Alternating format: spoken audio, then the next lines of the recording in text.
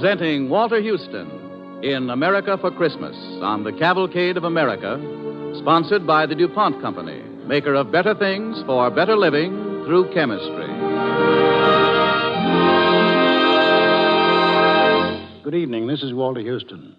Tonight on a small island in the lonely distances of the Pacific, an island you never knew before existed, you will find with difficulty on the map, a troop of soldiers, a handful of Navy men, a few Marines, one or two flyers, and a medical staff are celebrating Christmas. I said celebrating, but perhaps there is a better word for it. Perhaps I should have said reminiscing about their former Christmas celebrations which took place in the dim and distant past, in different settings and under different circumstances. It is with such servicemen and women as these in mind that tonight we bring you this special Christmas play. And so, with the best wishes of the season, the DuPont Company presents America for Christmas by Peter Lyon, in which I have the pleasure of appearing in the part of a master of ceremonies for an overseas USO camp show entertainment unit.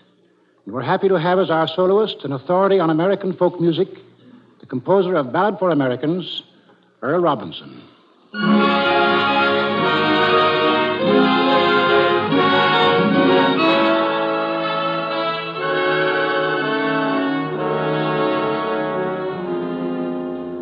We are now on our small island in the Pacific. Its name will remain undisclosed for reasons of military security. But you can be sure that every inch of its ground is by now familiar to every man stationed there. By now, they've eaten their Christmas dinner and opened their Christmas packages. But there's one remaining package addressed to all the men still to be opened. A package of good cheer and glad tidings to the men in their home away from home. Ye who know will bless the poor, shall yourselves find blessing.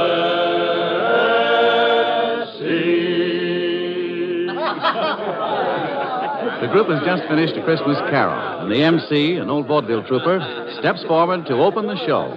Very good, very good. I'd like to sign you all up to join our troop. Which one of you guys was singing tenor? Me. Well, we'll sign everybody but you. Well, what about it, fellas? Has it been a good Christmas? Why, sure. It's been okay. You don't sound very sure. Who you guys kidding? Not even yourselves. 2 Christmases ago, I was in Oregon standing 2 feet deep in snow. Look at these palm trees. Is this Christmas? Yeah, that's what I thought. That's what all of us in this troop figured. Me and Marilyn here, and June, and the quartet there, and Sandy over there with the guitar. We had a dope lot, right, Marilyn? Right. Right. Well, we thought everybody's been giving everybody else some Christmas presents, right? Right. All except we haven't given you any. No show tonight. That is, no regular show. And we've got a special one, right? Right. Right. We have caused to be constructed a show, something brand new, bright and different. Songs and stories from our travels all over the country we love. And it's our present to you. It's the best we can do. It's all we can do. Okay? Okay. Places, everybody.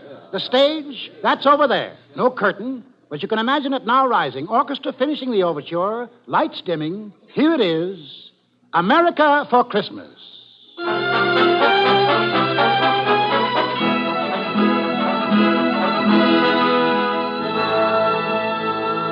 Roll on, Columbia, roll on.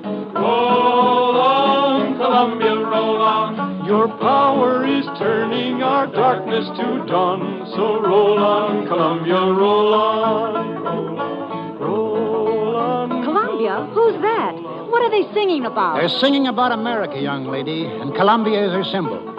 She's a big country and a great country, a hot and cold country, an empty one and crowded. She's an all-over country. And whatever you want, you'll find her in America. That's why they're singing about her. They? Who are they? Why, they're the people, young lady, the people who live in America and sing songs about her and tell stories about her and lie about her and brag about her and love her. The farmers on her plains and the men who built her cities and made her strong. Roll on, Columbia. Roll on, Columbia. They're all over America right now, singing and talking and telling tall tales. If you want to meet them, you'll have to travel the whole country fast. Let's go. All right, and discover America all over again. Where do we start? Well, let's see. Might as well start where the Pilgrims started, I guess. On the shores of New England. Oh, Stormy was a fine old man. Do me way, oh, storm along. Stormy was a fine old man. Way, hey, hey, Mr. Storm along. I wish I was old Stormy's son. Do me way, oh, storm along. I'd build me a ship of 1,000 ton. Way, hey, hey, Mr. Storm along. I'd fill her up with New England rum. Do me way, oh, storm along. And all my shellbacks, they would each have some. Way, hey, hey, Mr. Storm along. Old Stormy's dead. And That's New England. The song of the men who go down to the sea in ships, down to the sea from craggy inlets and deep sea ports. There's rocks all over New England. All over? All over. Even the fields and meadows of the New England farms. Makes it tough to make a living. There was a farmer in New England who invited his minister to pay his farm a visit. The two of them, the farmer and the minister, walked over the stony fields, the minister saying, Why was it you wanted me to come out on your farm? Reverend, I want you to pray to God with me that I'd get better crops. What this land needs is not prayer, but fertilizer.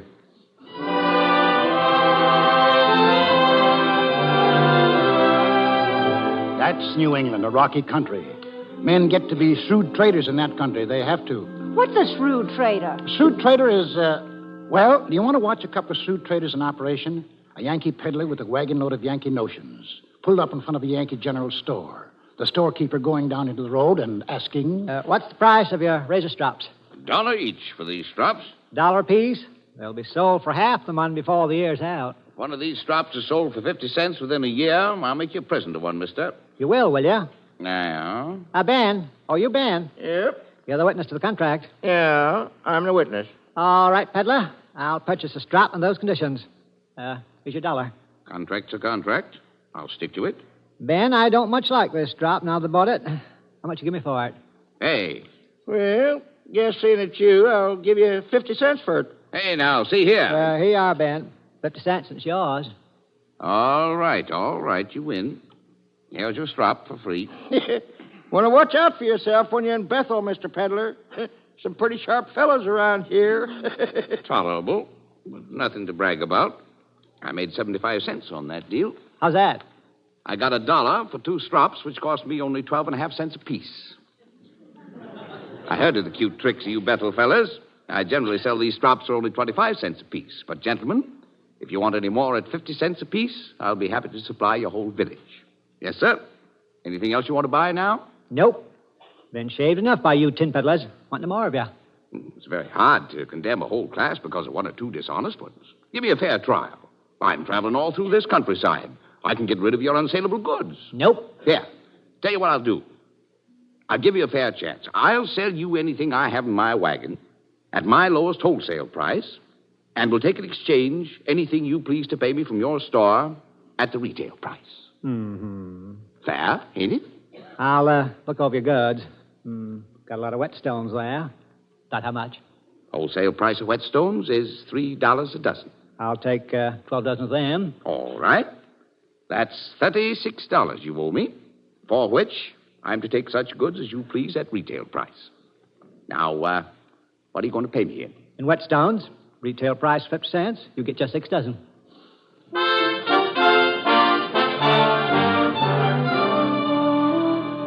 There's a couple of shrewd traders. Let's move on. Let's get away from the rocky country. You think that's a bad country? Why, meet the fella from The Maryland. dogs in Maryland are so poor that they have to lean against the fence to bark. It takes 3 or 4 pigs all at once to pull up a blade of grass. And if they want to cast a shadow, it takes 6 pigs to do that. Should we go further west? If the country in the east is also bad... West of that country, you run into West Virginia. Now, there's some country. Hill country. You want to hear a West Virginian on the subject? All hills and valleys in West Virginia. Valley's real narrow. So narrow the dogs have to wag their tails up and down. Can't wag them back and forth. Why, there's one valley in West Virginia so narrow that the moonshine has to be wheeled out on a wheelbarrow every morning and the daylight wheeled in. Well, come along, little girl. You got a lot of traveling to I do. heard that railroad whistle blow, blow, blow. Yes, I thought I heard that railroad whistle I thought I heard that lonesome whistle blow, woo, woo, and it blowed like it never blowed before.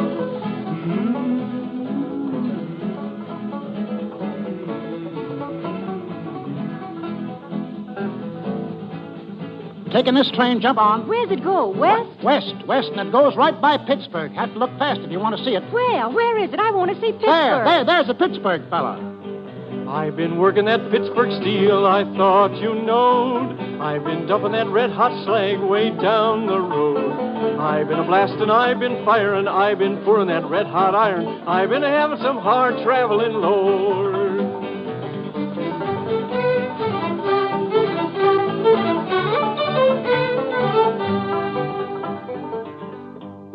If you want to get iron, you go in the hole. You want to get zinc, you go in the hole. You want to get lead, you go in the hole. You want to get coal, you go in the hole. You want to get oil right out of the ground, you dig a little hole about 10 miles down, and that's what you get by going in the hole. Still going west. Same road that Daniel Boone and Davy Crockett took. Only we can go a little faster. Riding on the Wabash Cannonball.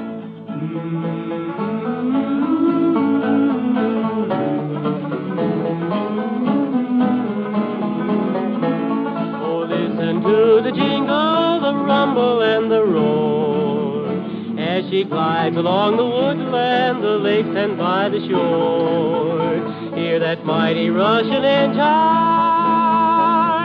hear that lonesome hobo squall, riding through the country on the Wabash Cannonball. That's right. Just like our grandfathers did elbow room. That's what they wanted. They didn't want a neighbor any nearer than 10 miles. Besides, it's greener on the other side. The other side of what? The Mississippi River, the granddaddy of them all. M-I-S-S-I-S-S-I-P-P-I. That's right.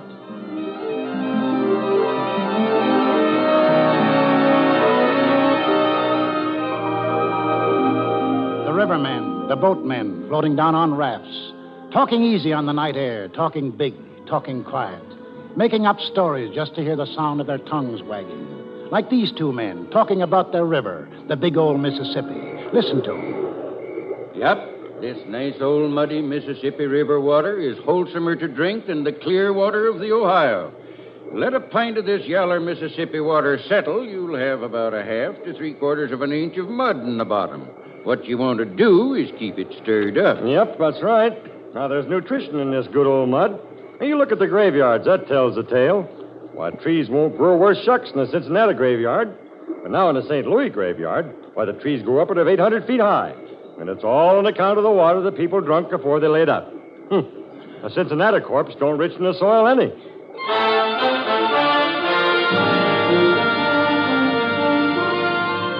That wasn't all they talked about either. They talked about, mosquitoes, for instance.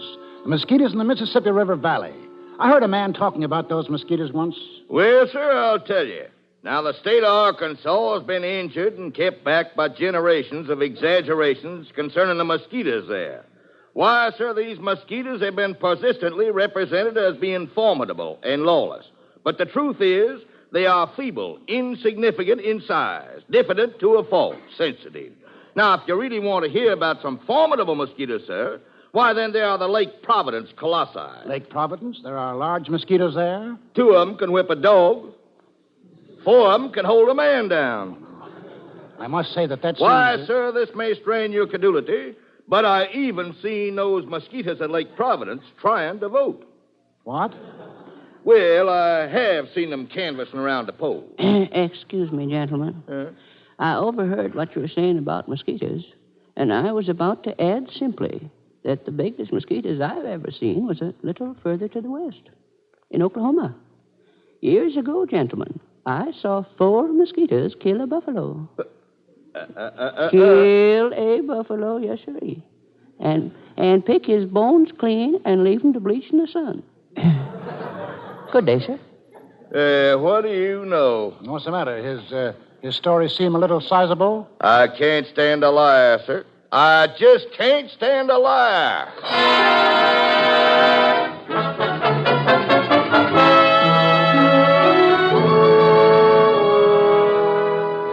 You're listening to America for Christmas, starring Walter Huston as the Master of Ceremonies in a traveling USO camp shows unit on the Cavalcade of America, sponsored by the DuPont Company, maker of better things for better living through chemistry.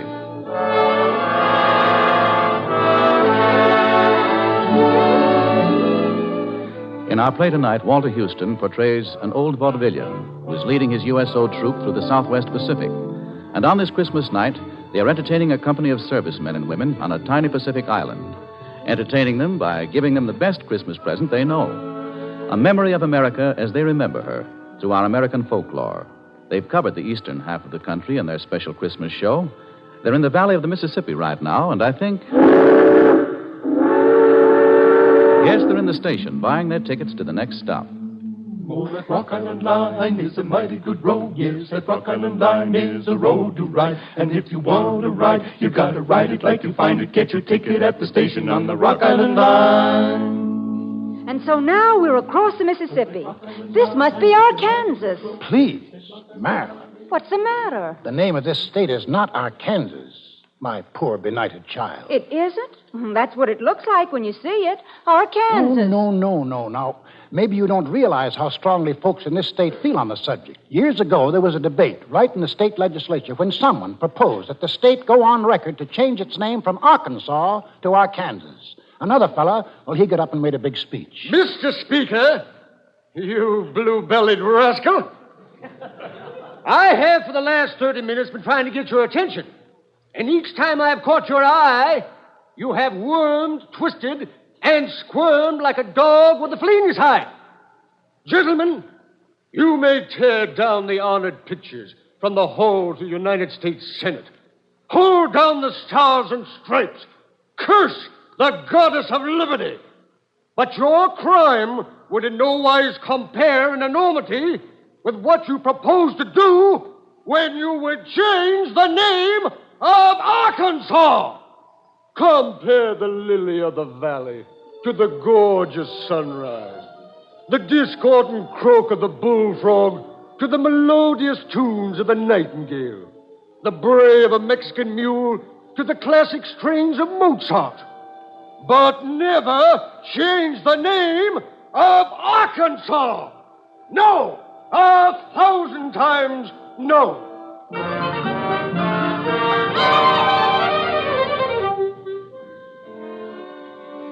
They didn't change the name of Arkansas, did they? No, they left it alone. And is Arkansas related to Kansas? No relation at all, little girl, not even first cousins, for they miss touching each other at their border by 40 miles. In fact, down in Arkansas, people sing a song about the people up north in Kansas. Oh, they chawed back a thin in Kansas. Oh, they chawed back a thin in Kansas. Oh, they chawed back a thin and it rolls right down their chin. And they lap it up again in Kansas. Oh, potatoes, they grow small in Kansas. Potatoes, they grow small in Kansas. Oh, potatoes, they grow small, and they dig 'em in the fall, and they eat 'em tops and all in Kansas. Come all who want to roll. I don't think I want to stay in Kansas if that's what it's like. Well, it's not exactly like that, but the potatoes really aren't quite as big as they are in, say, Idaho. They grow big potatoes in Idaho? Big potatoes in Idaho? Well, I should think pretty sizable. A couple of years ago, when they built an army camp in Idaho, one of the mess sergeants went around to see about buying some potatoes. Spoke to one of the Idaho farmers who had a little farm. Raise potatoes on your land? Mm-hmm. Will you sell me some? I need some for the army camp, other side of Lewiston. Well, how much do you want? Oh, 100 pounds. Only 100 pounds? Yeah. Nope. I wouldn't cut a spud in two for no one. Still going west. Are we out of Arkansas yet? Ah, yes. This is Texas. We'll be here quite a spell. I should think so. It's so big. Yeah, and the people here, well, they think quite a bit about their climate here, too. Weather, you know, comes different pretty often. Well, seeing there's so much of Texas, I should think the weather would be all different kinds. Yes, but the point is, in Texas, the weather is all kinds all at the same time. As the fellow says, nobody prophesies about Texas weather except newcomers and dumb fools. Came the time when a fresh young tenderfoot walked into a Texas saloon, walked up to the bar and ordered a drink. Men in the place, they said nothing, just watched him. You know, a young fella finished his drink, then he hauls off and says... Well, I believe it's going to rain. My friend, Did you know that there were only two kinds of people who prophesy about Texas weather? Two kinds of people who prophesy on Texas weather. Well, that's very queer. Who are they? Newcomers and dumb fools. You say there are only two kinds of people who prophesy about Texas weather. Newcomers and dumb fools. Well, you're absolutely right. For after all, those are the only two kinds of people there are in Texas.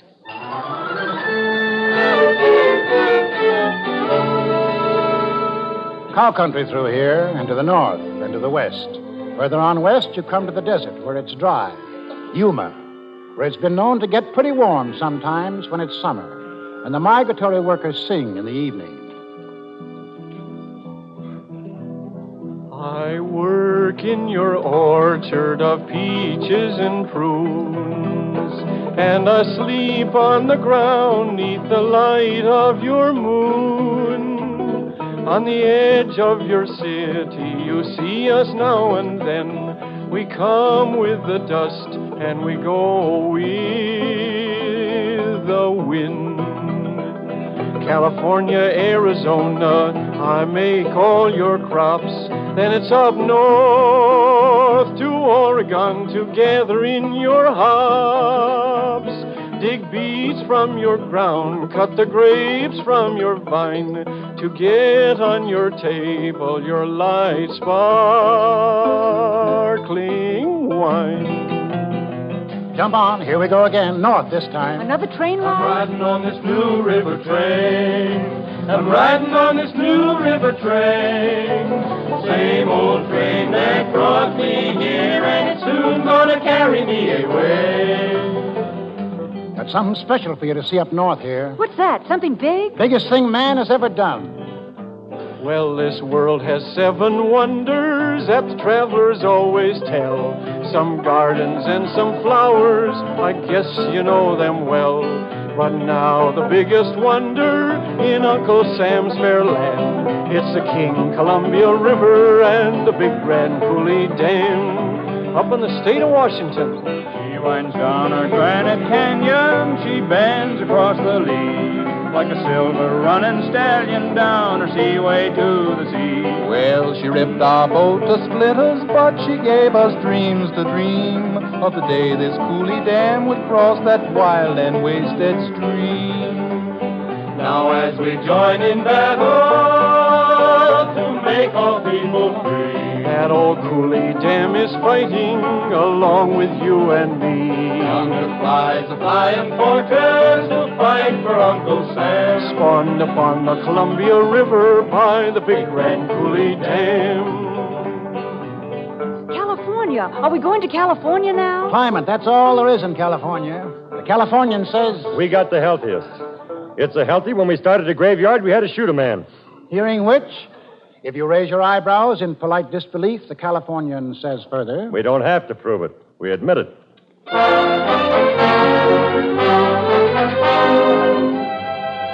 Well, that's about it. Time to be getting back home now. What? Oh, but we haven't seen nearly everything. For every part of the country, a song or a story. Not time and half an hour to do them all justice. So, boys, I guess it's the end of the show.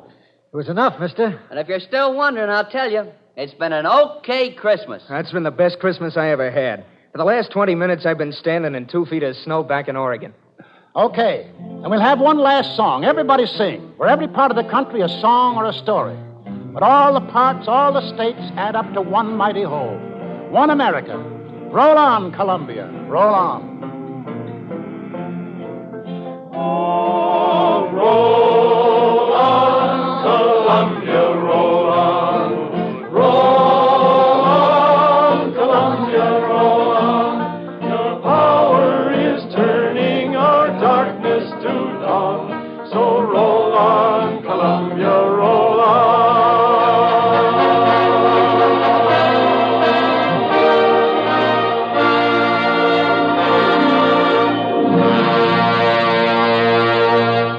To you, Walter Huston, and the members of tonight's Cavalcade cast, our thanks.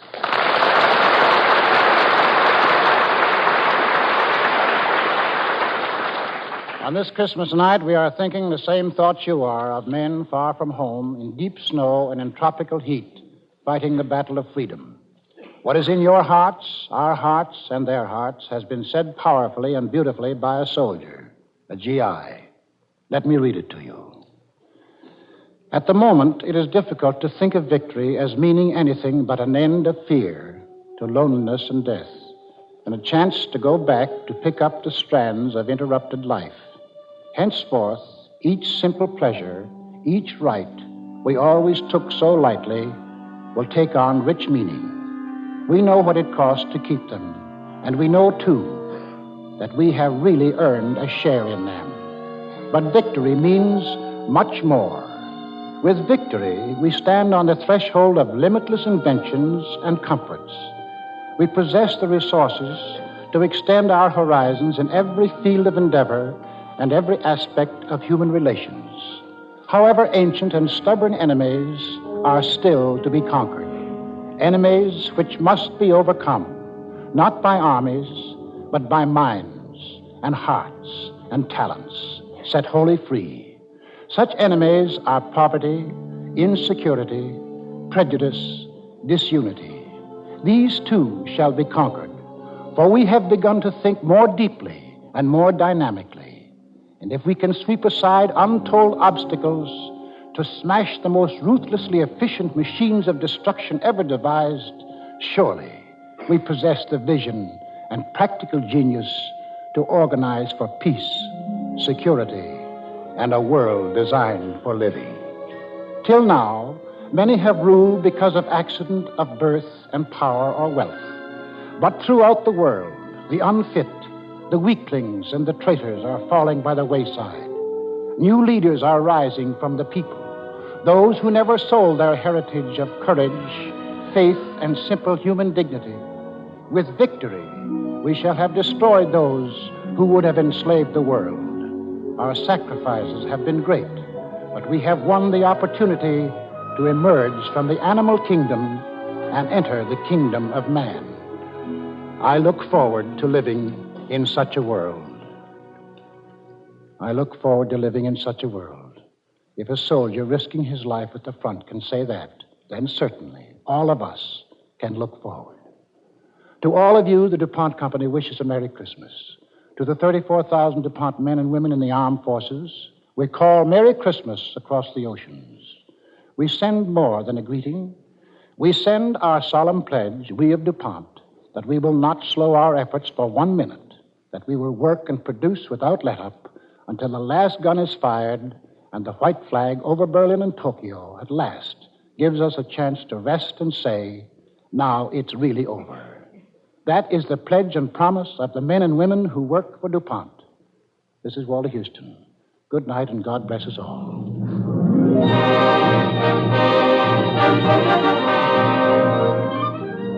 Next week, the Cavalcade of America will bring you Anne Harding in Westward the Women, the story of Abigail Scott Duniway.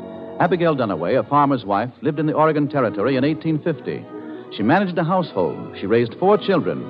She was an average woman of that place and time with one difference, and this difference was an idea born in Mrs. Duniway's kitchen, an idea which today affects the life of every American woman who fought for it. Listen next week to Westward the Women, starring Anne Harding on the Cavalcade of America.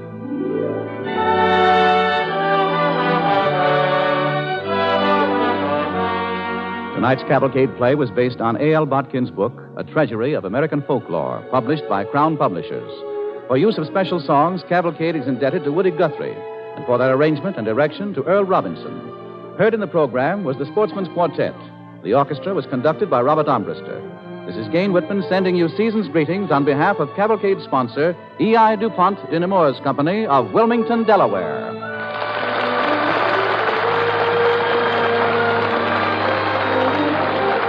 This is the National Broadcasting Company.